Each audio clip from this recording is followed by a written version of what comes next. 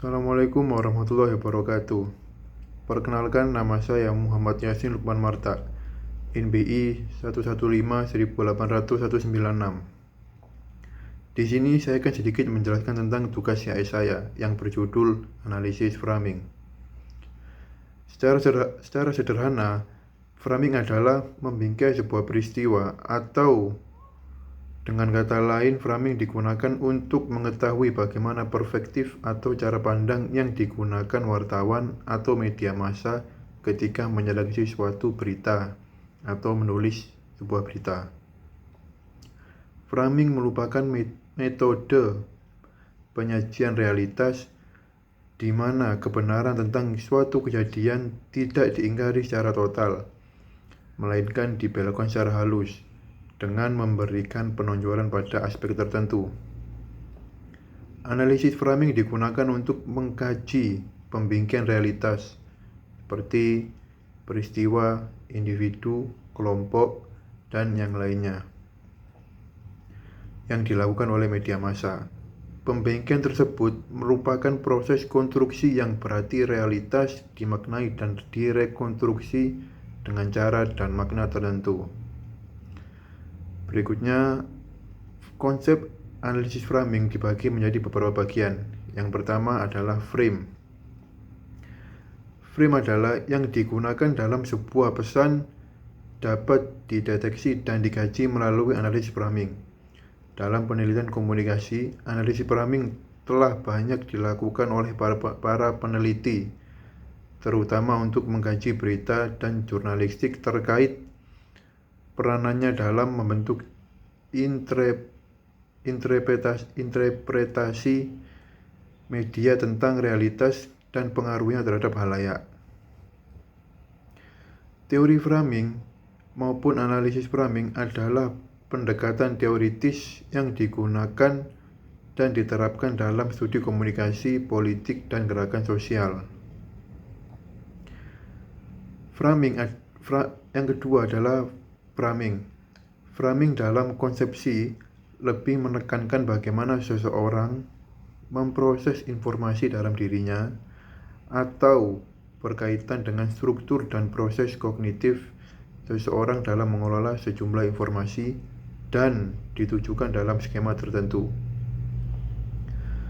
Sedangkan framing dalam konsepsi sosiologis lebih melihat pada proses internal seseorang, bagaimana individu secara kognitif menafsirkan atau melihat suatu peristiwa dalam cara pandang tertentu. Maka pandangan sosiologis lebih melihat konstruksi sosial atas realitas.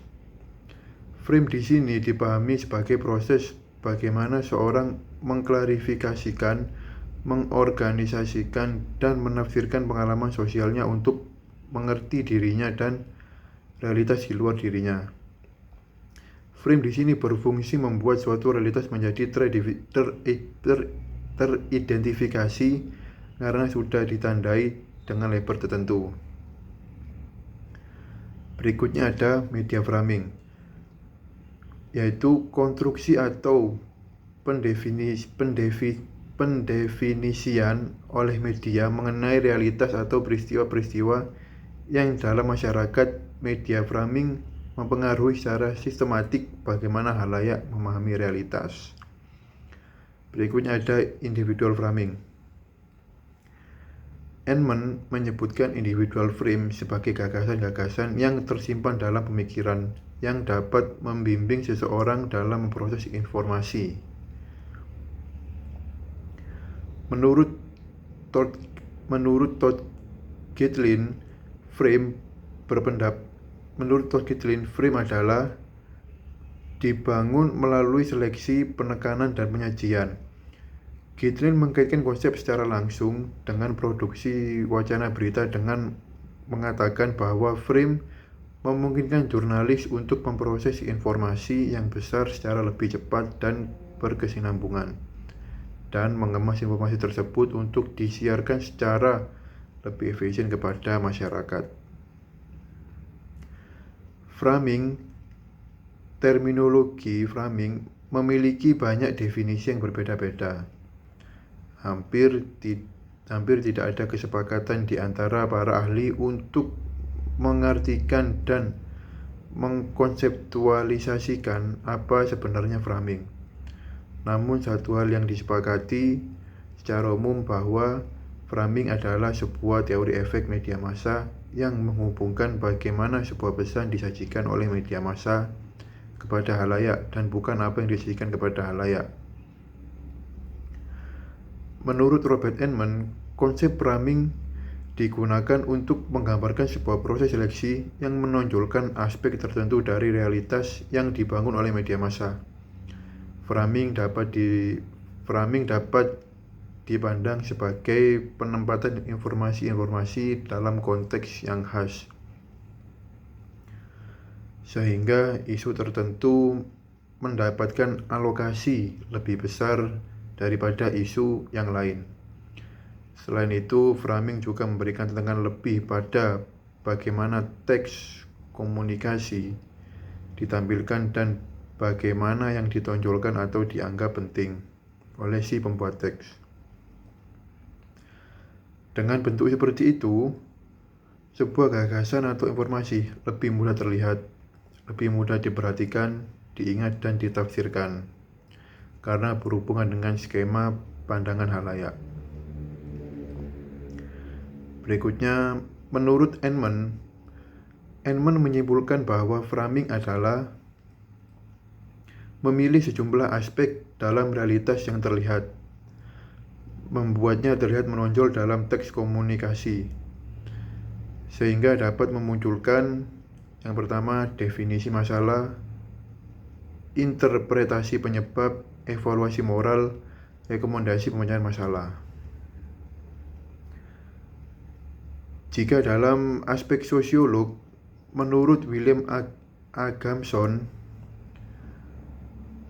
sebagai sosiolog, titik perhatian Gamson terutama pada studi mengenai gerakan sosial.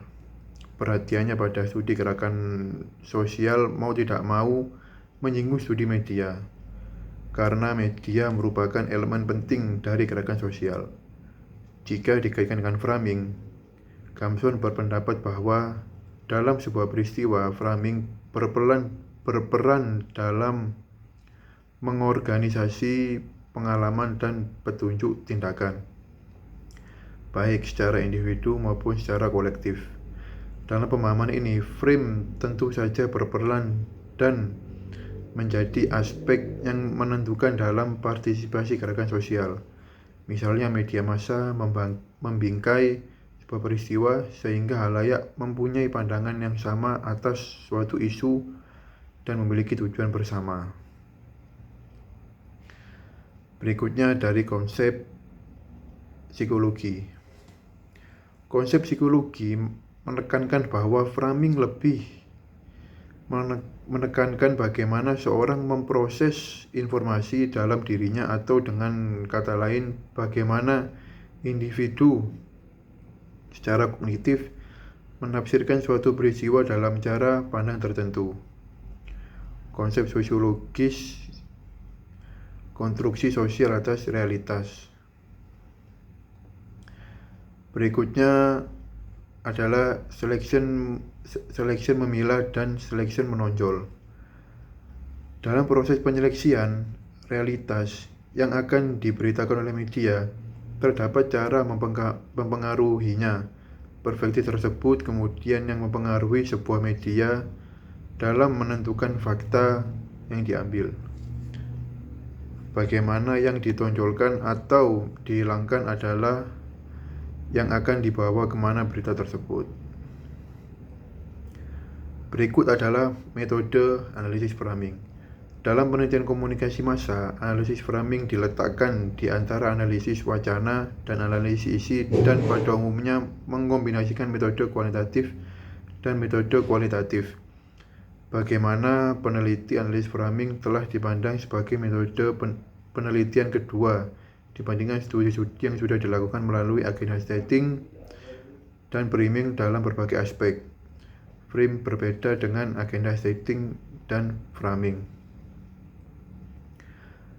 Berikut metode framing dibagi menjadi dua. Yang pertama ada metode induktif, yaitu sebuah pendekatan terbuka terhadap sampel analisis guna mendeteksi kandungan frame menawarkan rekomendasi untuk menyertakan metode induktif ke dalam frame yang diawali dari ide bahwa di dalam teks kita tidak dapat menemukan frame secara eksplisit, tetapi hanya berupa kata kunci yang menjadi petunjuk. Yang kedua ada metode deduktif, berdasarkan pada frame yang telah ditetapkan, yang kemudian diukur dalam sampel analisis. Metode deduktif dapat juga digunakan pada analisis komparatif.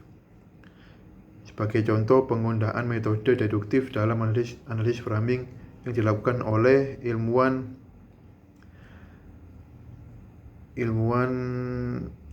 Shemetko dan Valkenburg yang mengidentifikasi 5 macam frames berita yang responsibility, conflict, human interest, dan morality. Metode deduktif juga tidak terlepas dari kritik karena ketidakstabilannya dalam mengidentifikasi frame baru. Baik, berikut yang bisa saya sampaikan tentang tugas AI saya. Kurang lebihnya mohon maaf. Wassalamualaikum warahmatullahi wabarakatuh.